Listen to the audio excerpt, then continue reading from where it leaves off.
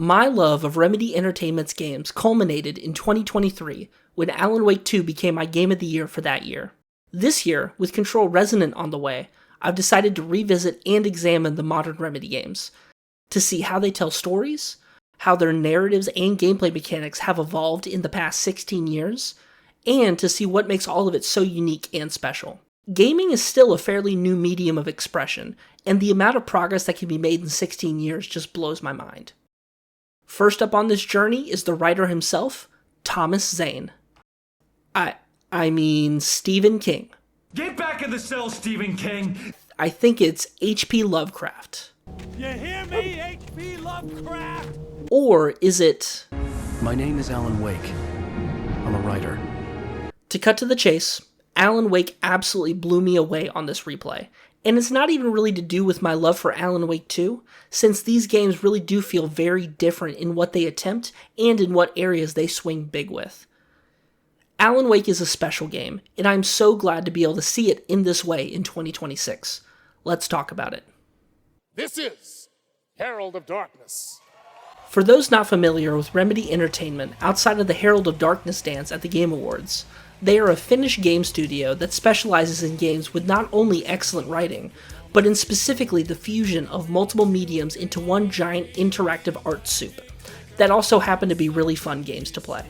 Whether it's the establishment of the Remedy-connected universe in Control, Whatever you do, stay in the light. The entire companion television episodes they made for Quantum Break, I've been to the past.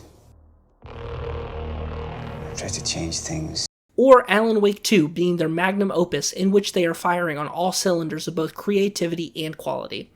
If you couldn't tell, I really like Alan Wake 2. Remedy is always pushing themselves, and over the 5 years I've been playing their games, they have very deservedly become one of my favorite game studios. Sam Lake as well, creative director at Remedy Entertainment, being one of my favorite creatives working in an art space today. Alan Wake was Remedy's next big swing after they made Max Payne 2, and the premise is this. Alan Wake is a famous author with a terrible case of writer's block and a crumbling marriage. His wife Alice tries fixing both on a trip to the small town of Bright Falls, Washington. Hey, just hear me out. There's a local doctor, Dr. Hartman. I read a book of his. He has a private clinic here. He specializes in helping artists. So now you want to get me committed? Only for a dark, otherworldly entity known as the Dark Presence to capture Alice by dragging her deep into the lake that their cabin sits in the middle of. The last thing Alan remembers is diving in after her, only to wake up a week later with no memory between then and now. Alan also keeps finding pages of a manuscript he supposedly wrote in that missing week, and the pages of the manuscript keep referencing things he's actively experiencing in real life, almost like he wrote these events into being. He grinned madly. The shadows were alive, distorting his features. It was a scene from a nightmare, but I was awake. When it comes to nearly any game that came out over a decade ago, except of course for Bloodborne, there are those parts that have aged when compared to some more modern game standards and trends, and then there are those parts that have endured and remained as impactful as ever. For Alan Wake, its strongest sections are in the ways it conveys and layers events and story ideas through multiple mediums and sources. Between the live-action Night Springs TV episodes really buttressing that Twilight Zone tone throughout the entire game, But the price for such a legacy is steep indeed. In Night Springs. or the manuscript pages you discover throughout the game that give you extra insight into just how layered the looping logic of this scenario really is. He had seen this moment before, read it in the page. He was transfixed by the deja vu and the horror that he was a character in a story someone had written. The story in Alan Wake is more than just cutscenes and dialogue sections. That is the part that remains evergreen. Who would believe it? You have aged. There was a point in Alan Wake's story where I did begin to feel it slip a bit though.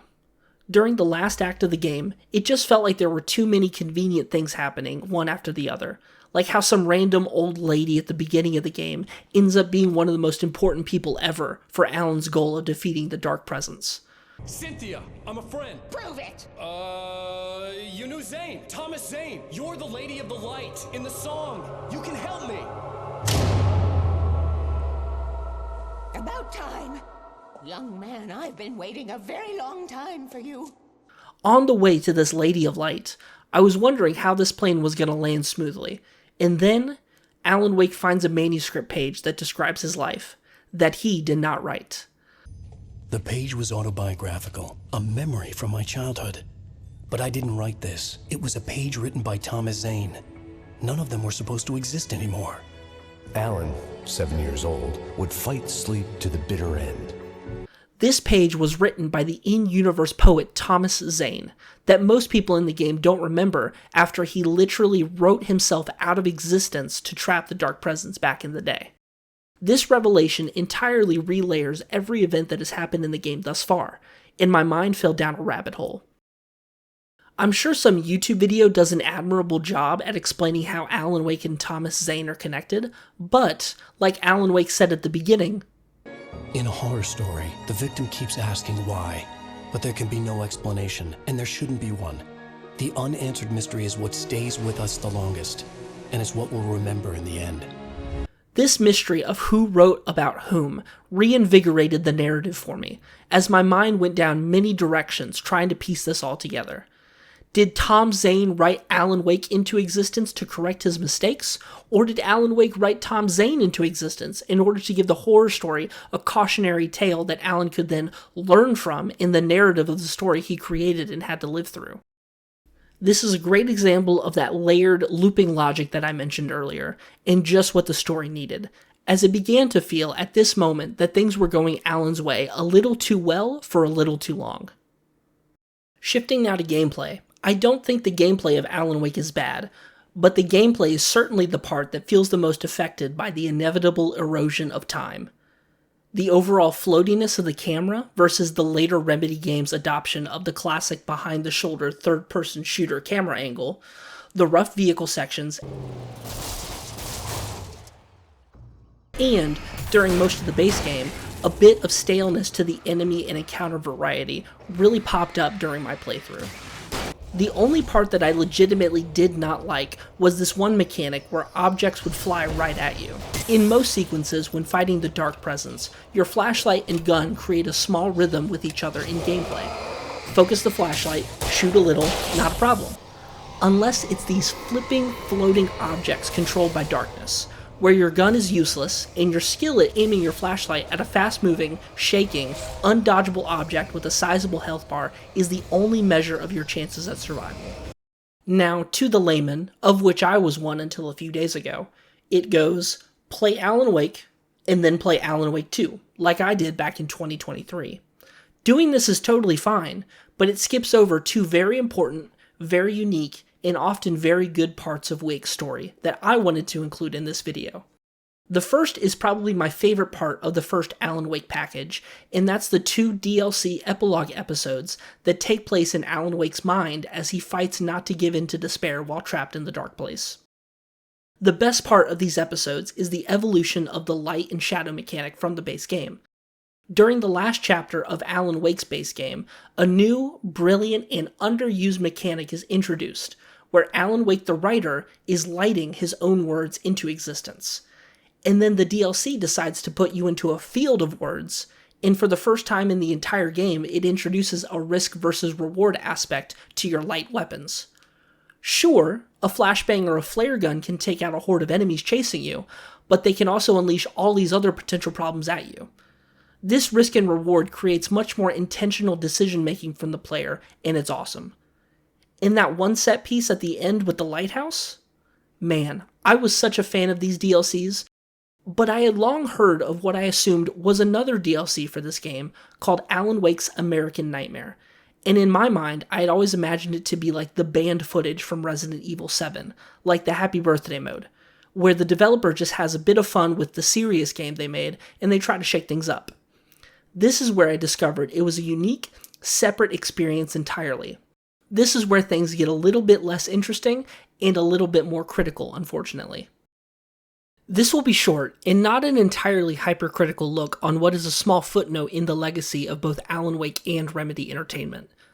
Alan Wake's American Nightmare takes the idea of the in-universe TV show Night Springs and decides to make a pseudo-dream sequence kind of follow-up to the original Alan Wake, where Wake has to fight the mysterious Mr. Scratch, who was introduced in like the last 30 seconds of the original game. Don't mind him. He's Mr. Scratch. Your friends will meet him when you're gone. Alan finds himself in a time loop, following the instructions of a manuscript he wrote to escape said time loop and defeat Mr. Scratch. American Nightmare is a very short experience, one where the biggest problem stems from the length, because the idea of being trapped in a time loop could be cool and novel, but with each reset, the game's pace is simply hurt from the fact that Alan has to progress through each section again, doing exactly the same things. And the game's attempt to make each loop shorter only supports your feeling that this time loop premise is far too on the rails to be fun, and you kind of just can't wait for it to be over. This game also has manuscript pages to track down, but they are far less interesting than the original Alan Wake's pages, since American Nightmare's pages only seek to give backstory towards the original game. My name is Alan Wake, and I'm a writer. But, on the plus side, it gives us yet another cool Old Gods of Asgard song,